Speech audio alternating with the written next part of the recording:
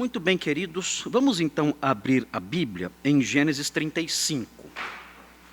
Nós estamos terminando esse texto, é um texto que nós temos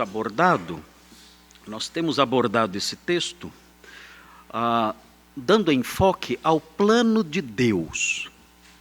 Nós temos focalizado o plano de Deus. E falamos, olhando para esse texto, falamos sobre os planos de Deus, aspectos do plano de Deus, falamos sobre um deles que já se realizou, e vamos falar hoje sobre os planos de Deus que ainda estão reservados para o futuro. Mas antes vamos ler o texto para que os irmãos comecem já a se recordar das coisas que foram ditas e possam se situar melhor antes de receber as informações que eu quero passar para os irmãos. Gênesis 35, versículos 9 a 15. Vindo Jacó de Padã-Arã, outra vez lhe apareceu Deus e o abençoou. Disse-lhe Deus: o teu nome é Jacó. Já não te chamarás Jacó, porém Israel será o teu nome. E lhe chamou Israel. Disse-lhe mais: eu sou o Deus Todo-Poderoso, sê fecundo e multiplica-te. Uma nação e multidão de nações sairão de ti, e reis procederão de ti. A terra que dei a Abraão e a Isaque, dar-te-ei a ti, e depois de ti, a tua descendência.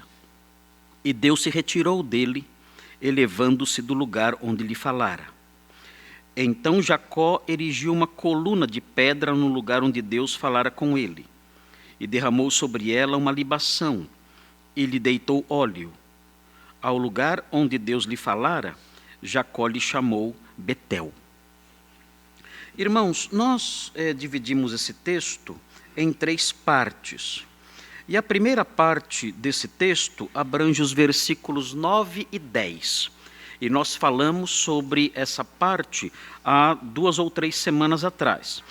E o título que eu dei a essa parte, a essa porção, versículos 9 e 10, foi o seguinte: Deus escolheu um homem para dar andamento ao seu plano.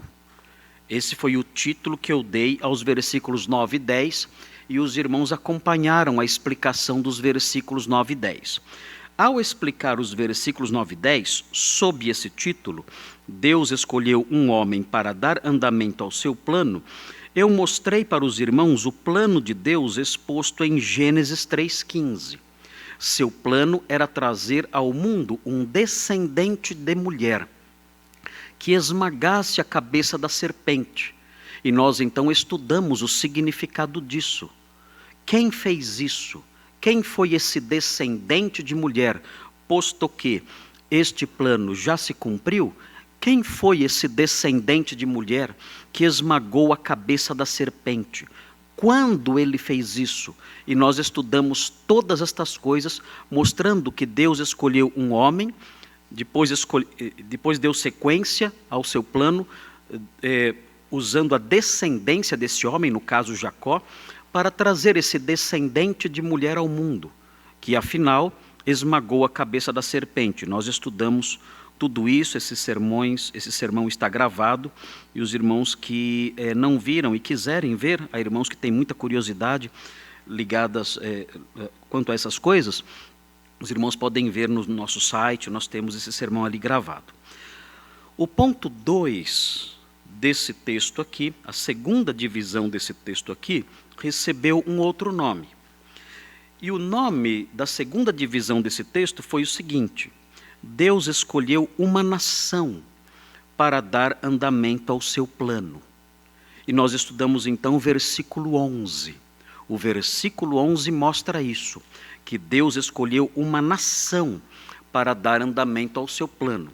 A princípio, nós dissemos assim: Deus escolheu um povo para dar andamento ao seu plano. Mas, estudando melhor, eu mudei a palavrinha povo e substituí por nação. E eu expliquei por que eu fiz isso na semana passada. Deus escolheu uma nação, inclusive politicamente organizada, escolhendo ali uma forma de governo, a monarquia, e estabeleceu ali uma monarquia nessa nação. E o seu objetivo era trazer um rei, porque esse rei deveria reinar eternamente. Então nós dissemos tudo isso na semana passada. Deus escolheu uma nação para dar andamento ao seu plano. Nessa nação surgiria uma monarquia. E dentro dessa monarquia surgiria um rei.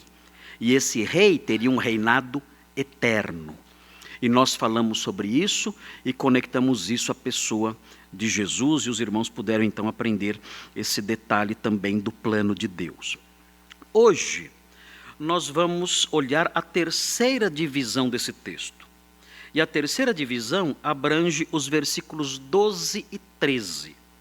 Porque os versículos 14 e 15 receberam outro nome, uma conclusão. Os versículos 14 e 15 tratam da reação de Jacó diante do que foi dito a ele. Então veremos isso à parte. Agora, hoje, nós veremos a terceira divisão do texto, que está baseada nos versículos 12 e 13 e que recebe o seguinte nome: Deus escolheu uma terra para dar andamento ao seu plano.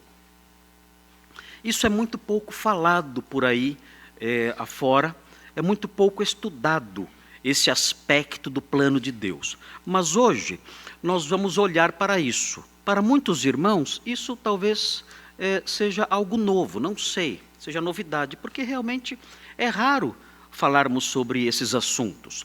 Mas hoje, então, eu quero colocar diante dos irmãos, muito pacientemente e talvez até lentamente, eu quero colocar diante dos irmãos algumas camadas de informação. E os irmãos, então, vão pegar essas camadas como se fossem tijolinhos. E cada informação que eu der será um tijolinho. E será um tijolinho que os irmãos vão colocar um em cima do outro, construindo a sua casinha de conhecimento. Esse é meu objetivo. Eu vou falar sobre isso hoje. Deus escolheu uma terra para dar andamento ao seu plano. E eu vou dar informações sobre esse aspecto do plano relacionado à terra que Deus escolheu. São várias informações importantes e cada uma delas é um tijolinho. E eu vou passando esses tijolinhos para os irmãos. Eu espero não deixar o carrinho de mão dos irmãos muito pesado, de modo que não possam carregar o carrinho cheio de tijolos. Mas se eu perceber que são muitos tijolinhos, muitos bloquinhos, e está pesado demais, então eu paro, espero os irmãos se fortalecerem, dar uma paradinha, tomar um fôlego, e aí nós continuamos enchendo o carrinho para que os irmãos construam aí a sua casinha de conhecimento. Mas eu particularmente, eu gosto muito desse lado da teologia, eu fico muito empolgado com esse lado da teologia. Por quê? Porque geralmente quando nós falamos sobre promessas de Deus, esperança futura, tudo isso em nossa mente tem uma concepção, uma noção muito etérea. O que é algo etéreo? É algo pouco palpável. Nós falamos sobre o céu, sobre a eternidade. E nós pensamos nessas coisas como coisas que não têm substância. Como se fossem coisas meio que fantasmas. É como se no céu nós seremos todos fantasminhas. Todos seremos Gasparzinhos. Os mais novos não sabem o que é Gasparzinho. Mas os mais velhos sabem. Fantasminhas camaradas. Como se no céu seremos todos fantasminhas camaradas. Vivendo em realidades incorpóreas, impalpáveis. E tudo que nos aguarda no futuro é isso. São essas realidades etéreas, sem substância, impalpáveis, fantasmagóricas, espirituais. Nós pensamos que algo espiritual é isso. É algo meio que transparente, algo sem substância sólida. E quando nós estudamos a palavra de Deus, nós percebemos que aquilo que nos está reservado para o futuro não é isso. Absolutamente. Essa visão que nós temos é, na realidade, uma herança helenista, uma herança platônica que nós recebemos em virtude da nossa cultura ocidental fortemente influenciada pela filosofia grega. Na filosofia grega, tudo que é matéria é má. Tudo que é matéria é mal. Tudo. Então, inclusive, existiram movimentos cristãos que diziam que Jesus, ele não tinha corpo físico. Porque se a matéria é má e ele é santo, ele não podia ter um corpo físico. Diziam, inclusive, que ele andava pela areia sem deixar pegadas na areia. Porque ele não tinha peso. Era um fantasminha que parecia ter corpo, mas não tinha. Uma doutrina que deu muito trabalho para os pais da igreja no passado, chamada docetismo. Ele tinha uma aparência física, mas não tinha corporeidade real. Tudo isso procede do helenismo, da ideia de que a matéria é má. Então, para nós, se no mundo futuro nós viveremos livres de qualquer impureza, de qualquer mal, de qualquer pecado, então não pode ser algo material. Tem que ser algo assim, algo incorpóreo, para ser algo santo e bom. Essa noção deve ser esquecida por nós, absolutamente. Não será nada disso. O nosso futuro é fortemente corpóreo, fortemente marcado por materialidade. Deus nos dará um corpo físico incorruptível na ressurreição. Este corpo aqui.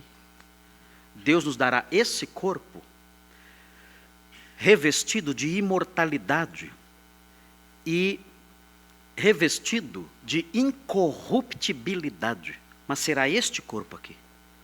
E este corpo aqui, físico, marcado por imortalidade e incorruptibilidade, físico, palpável, carne e ossos, será chamado de corpo espiritual, ainda que ele tenha essa corporeidade, essa materialidade. E esse corpo físico, este aqui, não é uma alminha flutuante, não é isso. Não é um espírito flutuante, nada disso. É este corpo aqui. Eu não gosto do meu corpo. Lamento muito. Você vai passar os séculos dos séculos, por toda a eternidade, com esse corpo aí. E eu nem sei se tem academia no céu. Então, vá se acostumando. Mas essa é a realidade. Você vai passar toda a eternidade com este corpo físico, com a diferença de que esse corpo físico, uma vez ressurreto, não vai se deteriorar e não vai morrer.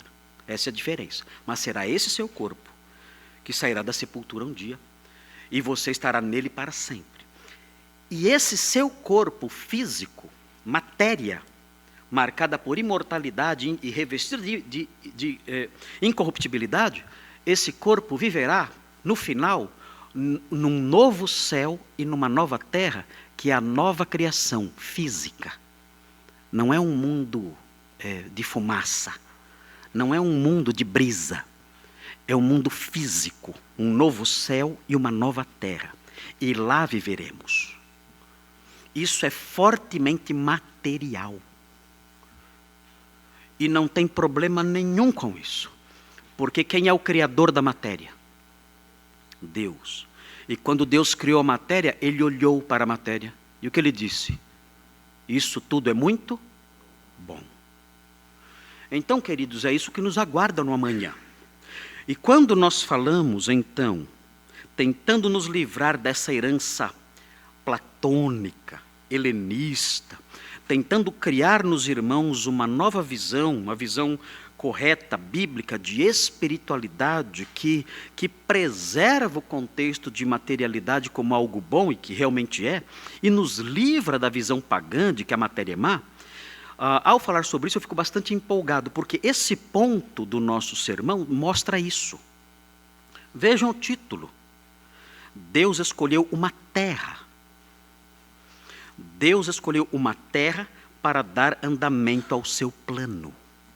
E nós vemos isso então nos versículos 12 e 13. Vamos então olhar para essas coisas e eu vou começar a colocar os tijolinhos no carrinho de mão dos irmãos.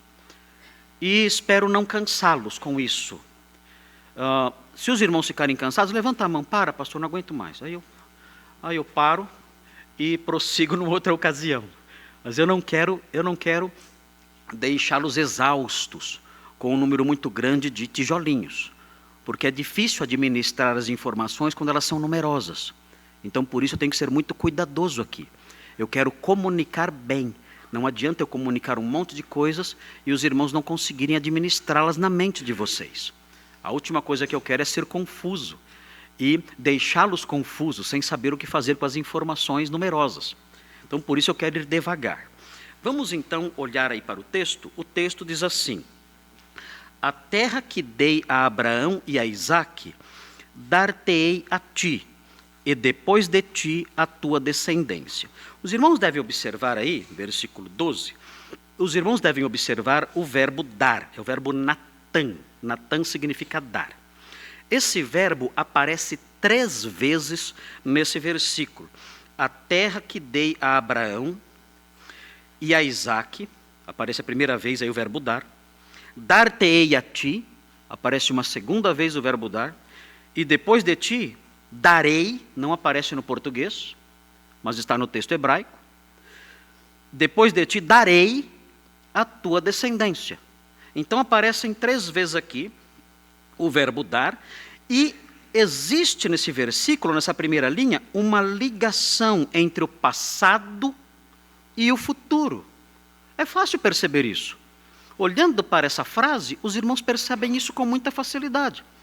Eu dei uma terra a Abraão e a Isaque, essa terra eu darei a ti e darei a sua descendência depois de ti. É um versículo que une o passado lá atrás com o futuro lá na frente.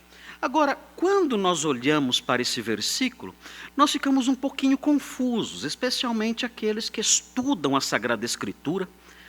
Isso nos deixa confusos. Por quê? Porque o texto diz, olha, eu dei essa terra a Abraão e a Isaque. Mas, olhando para o livro de Gênesis e acompanhando a história de Gênesis, como os irmãos têm acompanhado de forma tão atenciosa todos os domingos, há anos já, há anos os irmãos têm sido pacientes, né? Quando eu comecei a pregar em Gênesis, eu tinha a barba toda pretinha, né? É verdade isso? Será? Acho que não, né? Acho que não. Mas faz muito tempo eu comecei a pregar em Gênesis. E nós olhamos essas coisas e estamos já numa altura da história em que Abraão já morreu há muito tempo. Abraão já morreu há muito tempo. E nesse capítulo, nós veremos, no versículo 29, nós veremos a morte de Isaque. Isaque já está nos seus últimos momentos aqui no capítulo 35. Ele vai morrer daqui a pouquinho. Vai morrer daqui a pouquinho. No versículo 29, e olha, nós estamos no versículo 12. No versículo 29, ele morre.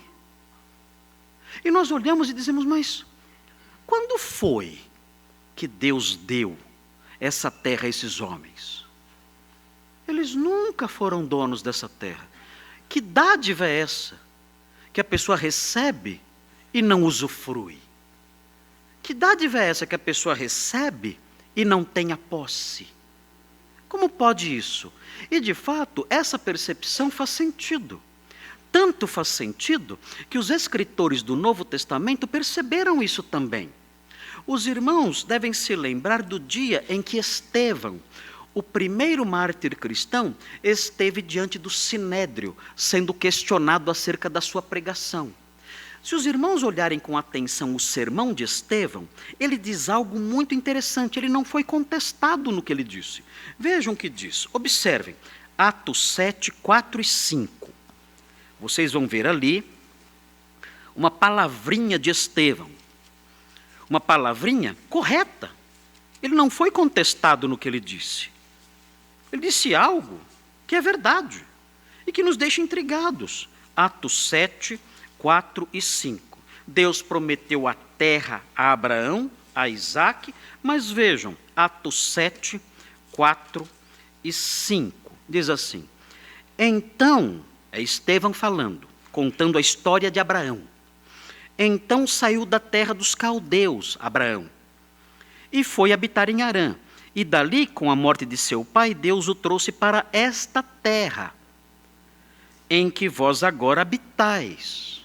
Ele está falando sobre a terra prometida, que nós temos estudado no capítulo 35. Agora vejam, versículo 5. Nela não lhe deu herança, nem sequer o espaço de um pé. Ele não ganhou nem um pedacinho dessa terra. Mas Deus prometeu a ele a terra. O que aconteceu? E Estevão diz, olha, ele não recebeu herança nem o espaço de um pé. Nada. Nem um pedacinho. Nem 30 centímetros. Nem 40 centímetros. Nada ele recebeu. O que aconteceu? Deus prometeu e não cumpriu? O que está acontecendo? O que envolve a promessa dessa terra? Deus prometeu algo a Abraão e ele morreu e não viu isso se cumprir.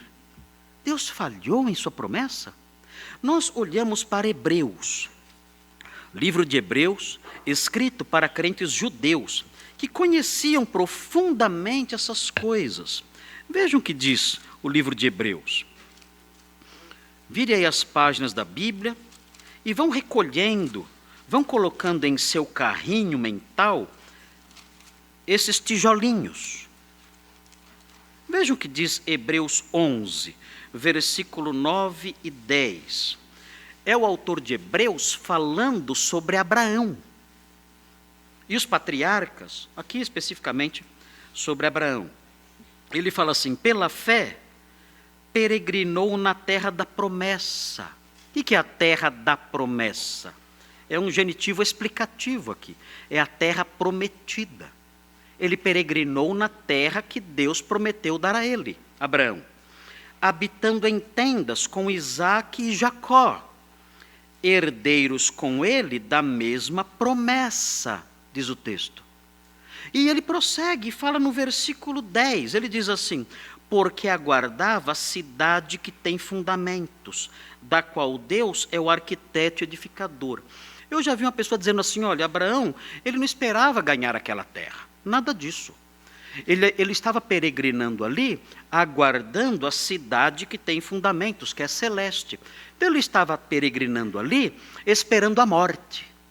Porque morrendo, ele iria para o céu e teria acesso à cidade que tem fundamentos. Não é isso que o texto está dizendo para nós. Nada disso. Os irmãos devem observar o versículo 10, o verbo aguardar. O que significa aguardar? Qual é o significado dessa palavra no texto original? Aguardar, o sentido da palavra no texto original, é ficar num lugar esperando algo chegar. Isso é aguardar. Não é esperar o dia de ir para um lugar. Não. Aguardar é ficar num lugar esperando algo chegar. Então, o que esse texto está dizendo é que Abraão ficava na terra morando em tendas, e as tendas eram móveis, e ele aguardava, ele ficava nessa terra habitando em tendas móveis, esperando o dia em que uma cidade fixa, diferente de tendas móveis, se estabeleceria nessa terra. E ele moraria então nessa terra numa cidade fixa, não em tendas móveis. Ele esperava o quê? O cumprimento da promessa. Eu quero habitar nessa terra definitivamente. Hoje eu habito em tendas, mudando de lá para cá. Tenda é habitação de nômade. Mas eu não quero viver assim. Eu recebi uma promessa de me fixar aqui, de ser dono dessa terra. Então eu aguardo o dia em que eu morarei numa cidade aqui. Não mais em tendas, mas numa cidade fixa. E morarei aqui então para sempre. Mas vejam o que aconteceu no versículo 13. Todos estes, vejam que triste isso, todos estes morreram na fé, sem ter obtido as promessas. Que triste isso. Deus mentiu? O que vocês acham? Deus prometeu e disse, olha, eu me arrependo, eu prometi demais e não vai dar. Foi isso? O que aconteceu? O que aconteceu com essa promessa? O texto diz expressamente, o autor de Hebreus diz expressamente: todos estes morreram na fé sem ter obtido as promessas. Vendo-as, porém, de longe, eles aguardavam ainda que essa promessa se cumprisse, e saudando-as e confessando que eram estrangeiros e peregrinos sobre a terra. Então, tudo isso, os escritores neotestamentários reconheciam, dizendo: olha, Deus prometeu sim uma terra a Abraão, Isaque e Jacó, mas eles nunca desfrutaram disso. Muitos dizem, muitos pensam e ensinam isso, e há uma certa base nisso, nós temos que ser honestos, há uma certa base nisso. Muitos dizem que essa promessa que Deus fez a Abraão, ela pode não ter se cumprido na experiência de Abraão, de Isaque e Jacó, mas ela se cumpriu na experiência dos seus descendentes. Que os descendentes de Abraão, Isaque e Jacó, eles desfrutaram do cumprimento dessa promessa. E então Deus a cumpriu plenamente, não na pessoa de Abraão, não na pessoa de Isaque, não na pessoa de Jacó, mas na pessoa dos seus descendentes. E nós então olhamos para essa afirmação e nós dizemos: mas quando isso aconteceu? E então é dito o seguinte: olha, isso aconteceu nos dias de Josué. Porque o texto de Josué diz expressamente isso. Diz que Deus cumpriu a sua palavra e deu a terra aos descendentes de Jacó, e eles possuíram a terra, liderados por Josué, e conquistaram toda a terra prometida. No livro de Josué, observem com atenção isso, vejam o livro de Josué. Deus realmente abençoou Josué na conquista da terra. O livro de Josué é importante porque vocês podem ver no capítulo 1 os limites gerais da terra prometida. É muito interessante isso, há muita discussão, há muita briga, ainda mais hoje em dia, né, com tanta briga entre Hamas e Israel por causa da terra. Então, nós, diante de textos como esse, ficamos perplexos e pensando: mas então parece que Israel é o dono realmente da terra? Como crentes, cremos nisso. Vejam o que diz Josué 1,4, porque Josué 1,4 mostra os limites gerais da terra prometida.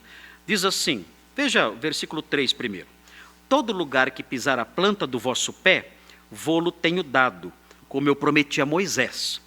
E aí ele vai explicar mais especificamente qual é o solo que ele daria a Josué.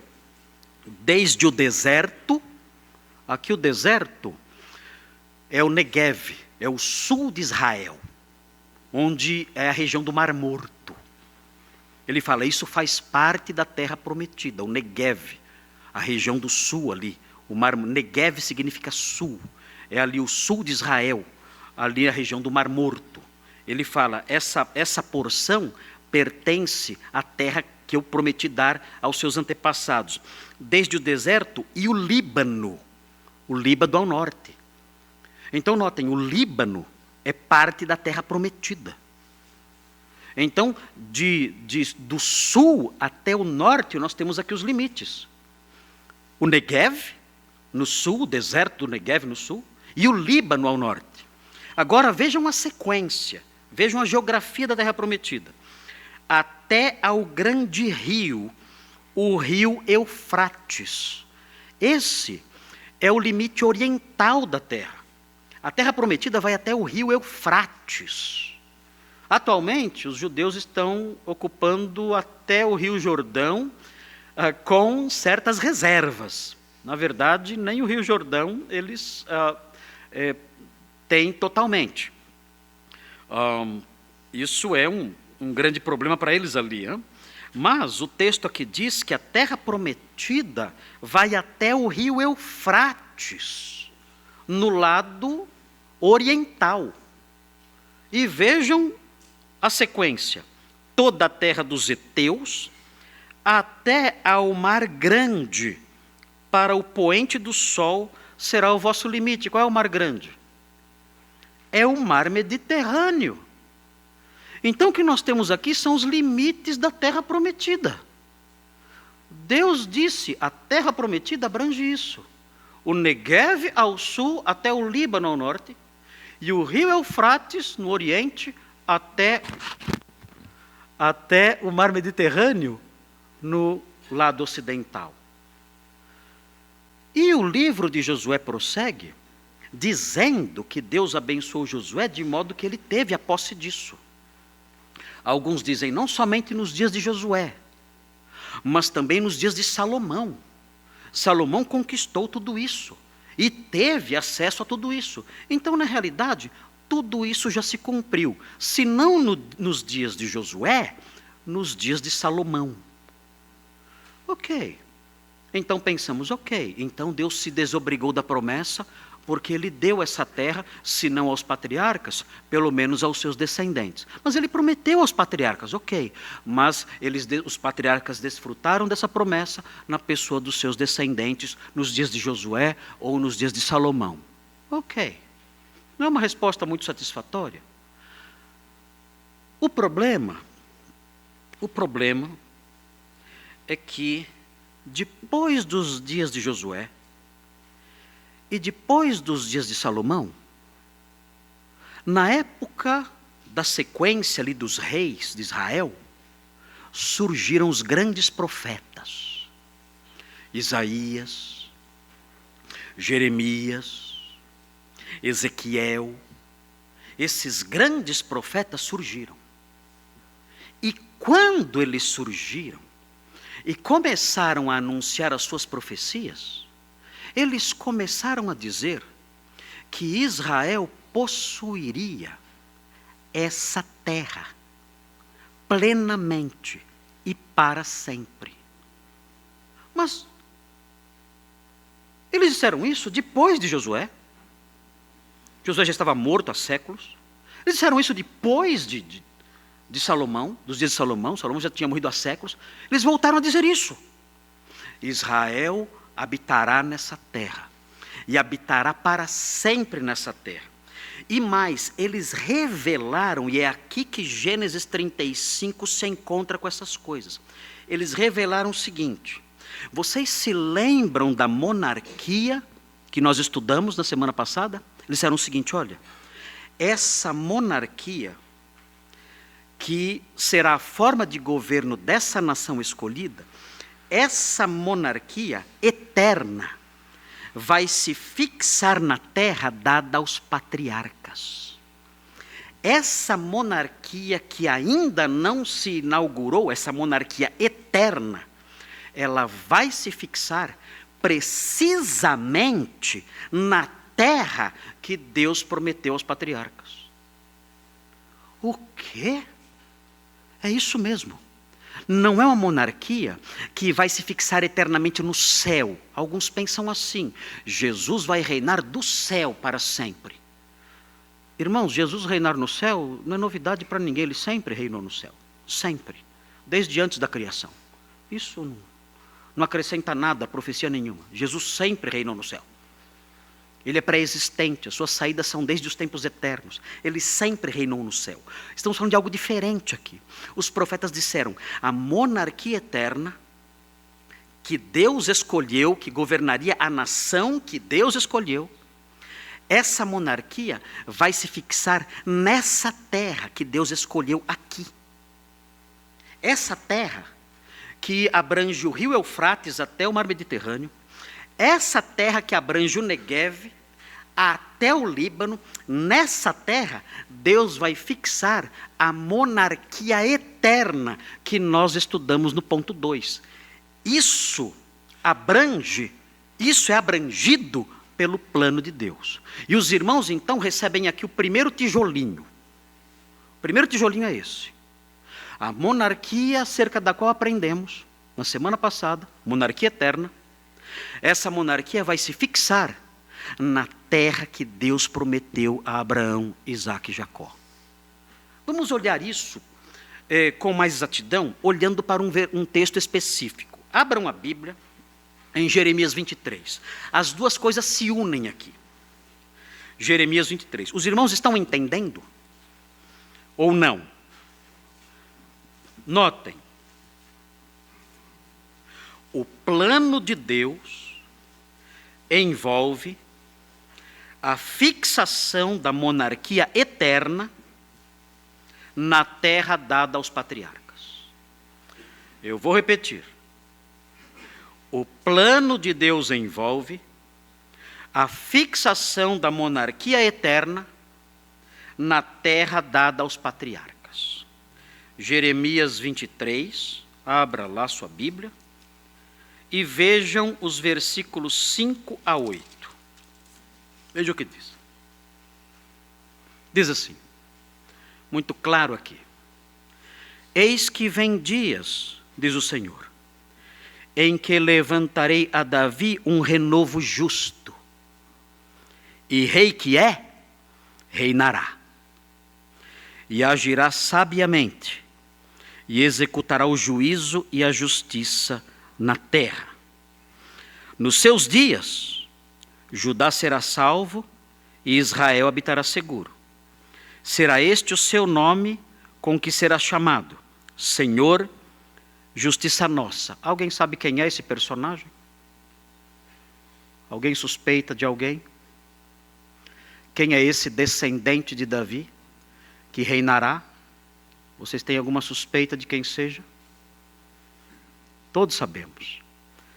É o próprio Senhor Jesus Cristo. O nome dele é Senhor, Justiça Nossa.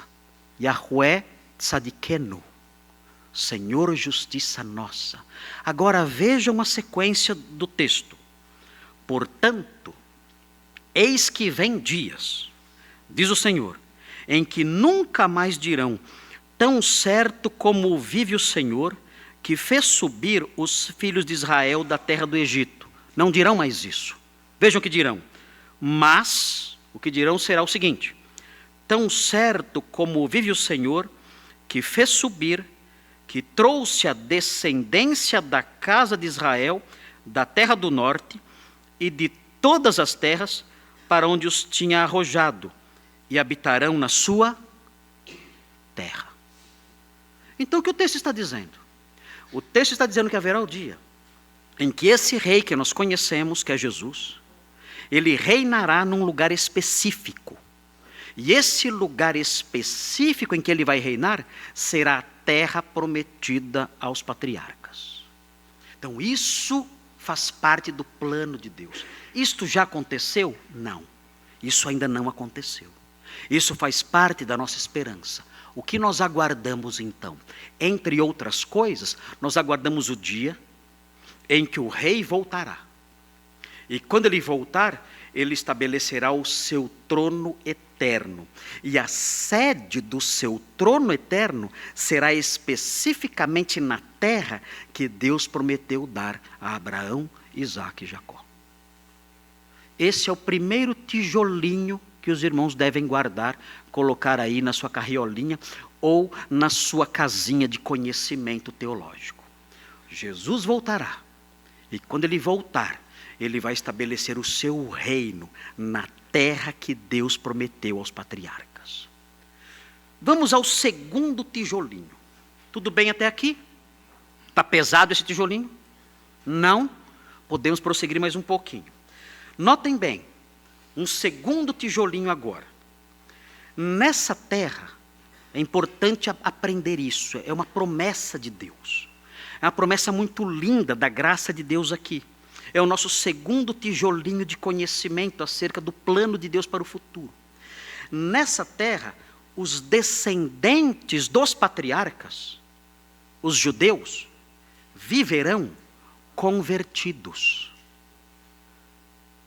Os judeus são convertidos hoje? Não, pouquíssimos.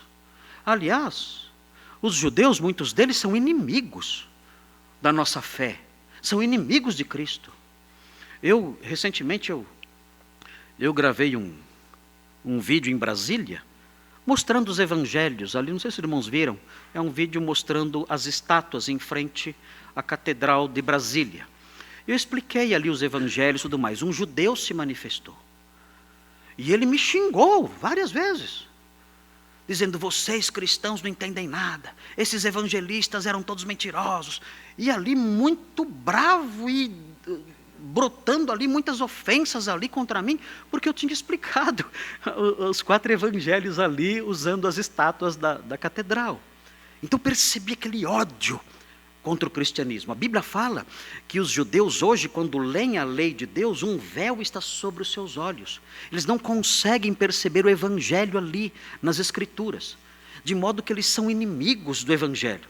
O apóstolo Paulo fala disso, que os judeus são inimigos de todos os homens, porque eles não só condenam o evangelho, mas eles também fazem com que os outros homens não creiam no evangelho. E nós vemos isso acontecendo hoje. Claro que há judeus convertidos, e o apóstolo Paulo os amava e orava pela conversão deles, e temos que fazer o mesmo. Mas o fato é que a nação de Israel hoje, os judeus em geral, detestam o cristianismo, se opõem ao cristianismo, muitos nutrem um ódio mortal contra o cristianismo. Mas o que nós aprendemos aqui agora, olhando para o nosso segundo tijolinho, é que quando o rei voltar e se estabelecer nessa terra prometida aos patriarcas, a nação de Israel toda viverá ali com o coração transformado. Vamos olhar então a base disso, para que os irmãos não pensem que eu estou inventando coisas. É algo muito lindo isso tudo. Vejam o texto de Ezequiel, no capítulo 20. Ezequiel, capítulo 20. Ezequiel 20, versículo 40.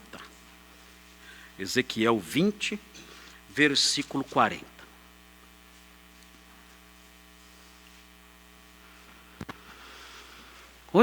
Vejam que promessa maravilhosa essa aqui. É difícil até da gente imaginar isso.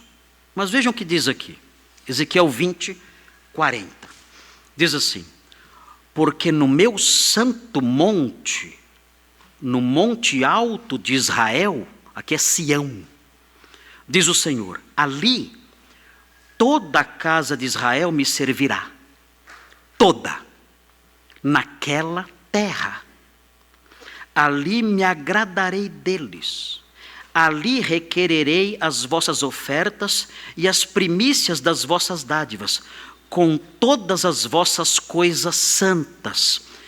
Agradar-me-ei de vós como de aroma suave, quando eu vos tirar dentre os povos e vos congregar das terras em que andais espalhados, e serei santificado em vós perante as nações. Sabereis que eu sou o Senhor, quando eu vos der entrada na terra de Israel, na terra que, levantando a mão, jurei dar a vossos pais. Ali vos lembrareis dos vossos caminhos e de todos os vossos feitos com que vos contaminastes, e tereis nojo de vós mesmos por todas as vossas iniquidades que tendes cometido. Quando eu estabelecer o meu reino em Israel, eu vou trazer vocês para essa terra, e vocês se estabelecerão ali, e o coração de vocês será mudado, e vocês terão nojo dos seus pecados. O apóstolo Paulo reforçou esse ensino em Romanos 11. Vejam Romanos 11. Romanos 11, 25. É um texto que eu já mencionei outras vezes aqui. Romanos 11, 25 a 27. Vejam o que diz. Romanos 11, 25. Reforça isso. Israel será convertido e habitará nessa terra sob o cetro do Messias. Vejam o que diz. Romanos 11, 25. Porque não quero, irmãos, que ignoreis este mistério, para que não sejais presumidos em vós mesmos, que veio endurecimento em parte a Israel, até que haja entrado a plenitude dos gentios, ou seja, até que o tempo dos gentios acabe. E assim, vejam, todo Israel será salvo. Como está escrito, virá de Sião o libertador. O libertador estará em Sião. O libertador estará em Jerusalém. E ele apartará de Jacó as impiedades. Ele vai converter o coração dos filhos de Israel. Esta é a minha aliança com eles, quando eu tirar os seus pecados. Então, qual é o segundo tijolinho da nossa casinha de conhecimento? É o seguinte: nessa terra, onde o reino de Cristo se estabelecerá, em Jerusalém, nessa terra, os descendentes dos patriarcas viverão com o coração transformado. Tudo isso faz parte do plano de Deus. Agora, então, nós entendemos por que os discípulos ficaram tão ansiosos quando Jesus foi embora. Vocês se lembram quando Jesus foi embora? E se despediu dos discípulos, disseram que iria para a casa do seu pai. Os discípulos ali olharam para ele em Atos capítulo 1. Os irmãos podem ver isso em casa depois, Atos 1, versículos 5 a 7. Esse texto é muito interessante, Atos 1, versículos 5 a 7. Jesus disse: olha, eu vou embora, mas eu vou mandar o Espírito Santo. Fiquem em Jerusalém aguardando. Eles então ouviram isso, mas eles não deram muita atenção à promessa da dádiva do Espírito Santo. Eles olharam para Jesus e disseram: Senhor, o Senhor está indo embora? Jesus disse: vocês devem aguardar aqui em Jerusalém a promessa do Pai. Eles então perguntaram: então será esse o momento em que o Senhor vai restaurar o reino a Israel? Por que eles perguntaram isso? Porque eles queriam ver cumpridas as promessas de Jeremias 23 e Ezequiel 20. Eles disseram: Senhor, o Senhor está indo embora? Mas o Senhor está esquecendo um detalhe. O Senhor é o rei. E existe uma promessa de reino, de um reino aqui em Jerusalém, que envolve a conversão dos descendentes de Jacó. Senhor, ok, o Senhor está indo embora. O Senhor disse que vai enviar o Espírito Santo, mas será nesse momento, então, que esse reino que nós aguardamos há tanto tempo vai se estabelecer? Qual foi a resposta de Jesus? Isso não é da sua conta. Não vos compete conhecer os tempos e as épocas que o Pai reservou por sua exclusiva autoridade. Vocês não têm que saber quando esse reino vai se estabelecer. Ele vai se estabelecer, mas não é da conta de vocês saber quando será. Tem as seitas que marcam o dia da volta de Jesus, mas isso é outro assunto. O fato é que Jesus respondeu assim: nós não sabemos quando essas promessas vão se cumprir. Então, nós temos já esses dois tijolinhos no nosso conhecimento acerca do plano futuro de Deus. Deus vai fixar a monarquia eterna na terra de Israel, prometida aos patriarcas. O segundo tijolinho: nesta terra, os descendentes de Jacó serão convertidos a Cristo. E agora vem o terceiro tijolinho. Está pesada a carriola? Não? Vamos mais um pouquinho? Aguentam mais um pouquinho, mais um tijolinho? Terceiro? O terceiro tijolinho é o seguinte: nessa terra, com os judeus ali convertidos, com o trono fixado em Jerusalém, na terra prometida aos patriarcas, nessa terra, Cristo governará não só essa terra, Ele governará o mundo. Esse é o terceiro tijolinho. Ele vai reinar nessa terra, mas não vai governar só nessa terra. Essa terra será a sede do seu governo. A partir dessa terra, Ele governará o mundo. Vamos olhar a base disso? Vamos olhar a base disso. Vejam Isaías 2. Isaías 2. Tudo isso é o plano de Deus. Deus fez esse plano e Ele desvendou o seu plano aos profetas. Vejam Isaías 2. São vários textos que os irmãos estão tendo aí para formar essa visão que estamos passando aos irmãos acerca do papel da terra no plano de Deus. O plano de Deus envolve uma terra. E estamos aprendendo acerca do lugar dessa terra nesses planos. Vejam Isaías 2, diz assim: palavra que em visão veio a Isaías, filho de Amós, a respeito de Judá e Jerusalém. E aí ele diz: Nos últimos dias, acontecerá que o monte da casa do Senhor será estabelecido no cimo dos montes e se elevará sobre os outeiros. E para ele, aqui falando do Monte Moriá, o monte do templo, e para ele, para esse monte, afluirão todos os povos. Esse texto está dizendo que as nações todas vão se dirigir para o Monte Moriá em Jerusalém. Para quê? Vejam.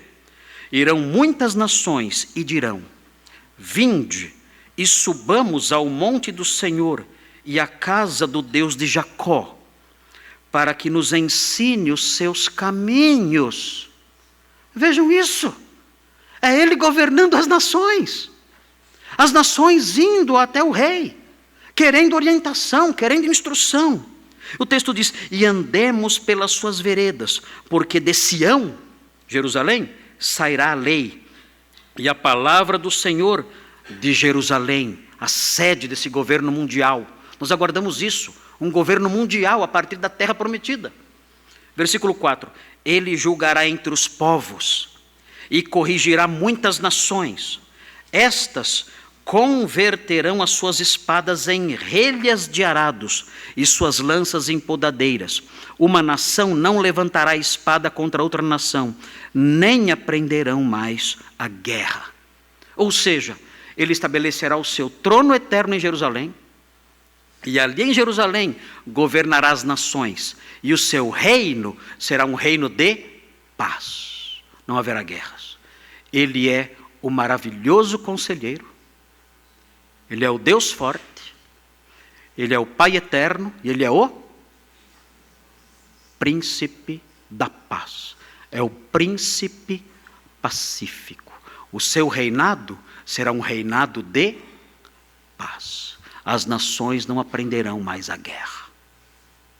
Então esse é o terceiro tijolinho. Vejam como o plano de Deus vai tomando forma. E nós vamos aprendendo essas coisas. Deus estabelecerá a sua monarquia eterna naquela terra. Ali ele governará os judeus convertidos, que olharão para o Senhor e crerão nele. E dali ele governará de modo pacífico toda a terra. Nós aguardamos isso. É por isso que nós oramos dizendo: Senhor, venha o teu reino. Quando nós fazemos a oração do Pai Nosso, dizemos isso: Pai nosso que estás nos céus, santificado seja o vosso nome. Venha o vosso reino. Quando dizemos isso, queremos o quê? Ir para o céu? Não. Queremos ir para o céu, é claro. Mas queremos algo mais. Nós queremos que o reino venha. Esse reino. Que ele volte e reine em Jerusalém. E todos os descendentes de Israel se convertam a ele, olhando para suas chagas. E se arrependam dos seus pecados e creiam nele quando o virem. E então ele passe a reinar num reinado de paz, num cetro de justiça, governando todas as nações, como o príncipe da paz que ele é. É essa a nossa esperança. E tudo isso é muito concreto. Nada disso é etéreo. Nada disso se refere a espíritos e almas flutuantes. Não. Isso se refere à história. São fatos que nos sobrevirão. Coisas concretas no tempo e no espaço. E a nossa esperança é marcada por isso. Bem, há um outro tijolinho aqui, que nos é dado no livro do Apocalipse. É o quarto tijolinho? É o quarto tijolinho? Está ficando pesada a carriolinha? É o quarto tijolinho. Nós aprendemos no livro do Apocalipse mais uma informação sobre esse reino. E muitas pessoas discordam disso, entendem que o que está dito no Apocalipse é algo mais simbólico. Mas é claro, o livro do Apocalipse tem muitos símbolos, é claro, nós somos capazes de ler o texto e perceber vários símbolos ali. Mas nem tudo que o Apocalipse diz é simbólico. As coisas que não precisam ser simbólicas são literais. Quando o texto fala que o diabo foi preso com correntes, é claro que isso é simbólico. É claro. Não tem como você pegar uma corrente e amarrar o diabo. Não tem como. É claro que isso é um símbolo da sua inatividade, do lançá-lo num período de inatividade, de não poder atuar mais. É claro, sabemos disso. Satanás é um espírito, não tem como amarrá-lo com uma corrente. Não tem jeito. Mas há coisas que não precisam de um significado simbólico, de uma interpretação simbólica. Há coisas que podem ser lidas de modo natural. E nós aprendemos então isso no Apocalipse, olhando para o texto e lendo o texto de modo normal, nós descobrimos que esse reino de Cristo, que governará a partir de Jerusalém e que implicará na conversão dos judeus e dominará todo o mundo, isso compõe a nossa esperança, esse reino durará 1000 anos. 1000 anos. É o que diz Apocalipse no capítulo 20. Vejam Apocalipse capítulo 20.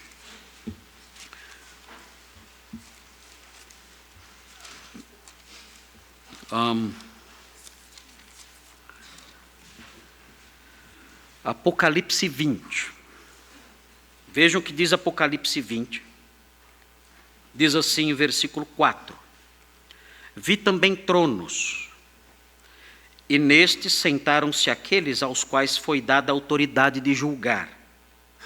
Vi ainda as almas dos decapitados por causa do testemunho de Jesus, bem como por causa da palavra de Deus, tantos quantos não adoraram a besta, nem tampouco a sua imagem, e não receberam a marca na fronte e na mão, e viveram, e reinaram com Cristo durante 1000 anos.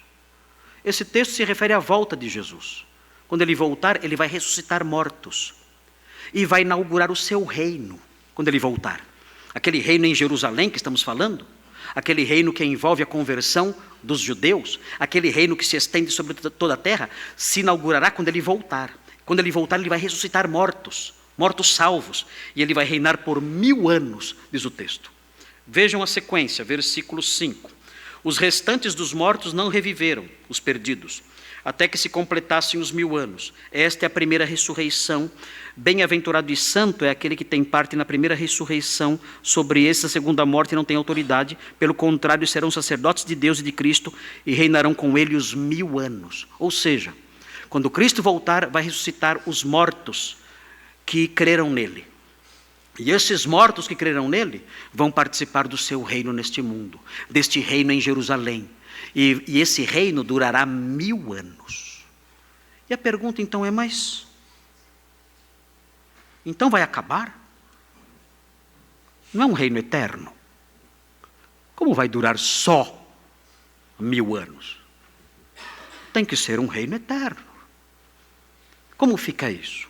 Bem, nós temos então essas informações todas. A duração do reino será de 1000 anos. Importante lembrar algo aqui. Vocês se lembram que os patriarcas morreram sem desfrutar da promessa da terra? Lembram? O que vai acontecer então, nesse dia? Os patriarcas vão ressuscitar dentre os mortos. E eles vão entrar para o reino. Como é que eu sei disso? Porque Jesus falou. Jesus disse isso em Lucas 13.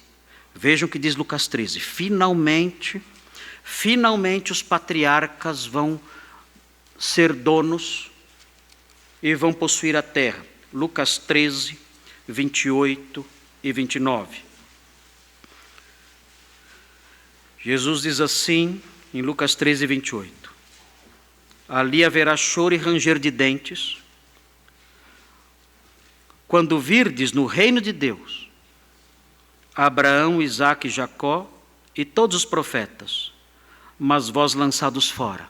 Mas pastor, isso aqui é no céu. Não é. Veja o versículo 29. Muitos virão do oriente e do ocidente, do norte e do sul, e tomarão lugares à mesa no reino de Deus. Isso é na terra. E quem estará lá sentado no banquete, no reino? Abraão, Isaque e Jacó. Deus não falha em suas promessas. Ele disse, eu darei a vocês essa terra. Eles morreram sem ver a promessa cumprida. Mas eles haverão um dia. Eles se levantarão e se assentarão com o Senhor nesse reino, nessa terra que o Senhor lhes prometeu. Bem, o reino durará 1000 anos. E fica estranho isso. Como pode o reino durar só 1000 anos se o reino é eterno? Bem, Aí vem o último tijolinho. E espero que os irmãos suportem o último tijolinho agora. O apóstolo Paulo fala o que vai acontecer, o reino não vai acabar. O reino de Cristo dura 1000 anos, mas no final de tudo, desses 1000 anos, o Senhor Jesus Cristo fará algo. O Senhor Jesus Cristo tomará uma atitude específica, de modo que o seu governo direto sobre o reino será substituído pela atuação direta do Pai. E o reino se protrairá por toda a eternidade, com o Deus Trino governando esse reino. Vejam como isso acontece, para que os irmãos entendam melhor o que eu disse agora, o que pode ser confuso. Vejam o que diz em 1 Coríntios 15. Dê uma olhadinha rápida, 1 Coríntios 15, e com isso nós encerramos essa parte. 1 Coríntios 15, versículo 24 e 28. Diz assim: E então virá o fim, quando ele, Cristo, entregar o reino ao Deus e Pai. Por que o reino durará 1000 anos? Não é que o reino durará 1000 anos. É que o governo direto de Jesus sobre esse reino durará 1000 anos. O que o texto diz aqui é que no final de tudo, ele se aproximará do Pai com o reino e entregará o reino ao Pai. O reino prossegue por toda a eternidade, mas o Senhor entregará o reino ao Pai. O texto diz: quando houver destruído todo o principado, bem como toda a potestade e poder. Salte para o versículo 28, porque aí é o fim de toda a história, ou na realidade o começo de toda a eternidade. Diz assim: quando, porém, todas as coisas lhe estiverem sujeitas a Cristo no seu reino, então o próprio Filho também se sujeitará àquele que todas as coisas lhe sujeitou, para que Deus seja tudo em todos. O que acontecerá no final? No final, o Senhor Jesus, depois de reinar 1000 anos, nesse reino que não tem fim, nessa monarquia eterna, ele se aproximará do Pai e dirá: Pai, o reino é teu. E o entregará ao Pai. E então o texto diz algo que é um tanto misterioso para nós. O texto diz: nesse dia, Deus será tudo em todos. O que significa isso? Dizem os comentaristas que essa expressão, Deus será tudo em todos, significa que nós teremos uma comunhão e uma participação em Deus tão intensa, que Ele vai nos preencher de forma tão plena, que Ele será tudo em nós para sempre. Nós teremos uma satisfação e uma felicidade inomináveis. Deus será tudo em nós. Deus habitará plenamente em nós. E nós viveremos com Ele nessa satisfação indizível por toda a eternidade, nesse reino que não tem fim. Esse é o nosso futuro. Essa é a nossa expectativa. É isso que nos aguarda. Tudo isso é o plano de Deus. O plano de Deus envolve essas coisas. Quando o Senhor Jesus morreu por nós e nos salvou na cruz do Calvário, Ele queria que nós fôssemos participantes de todas essas coisas. Nós somos, portanto, filhos do reino, cidadãos de um reino.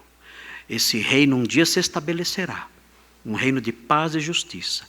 E esse reino de paz e justiça, governado pelo príncipe da paz, esse reino um dia estabelecido aqui por séculos e séculos, esse reino um dia invadirá a eternidade.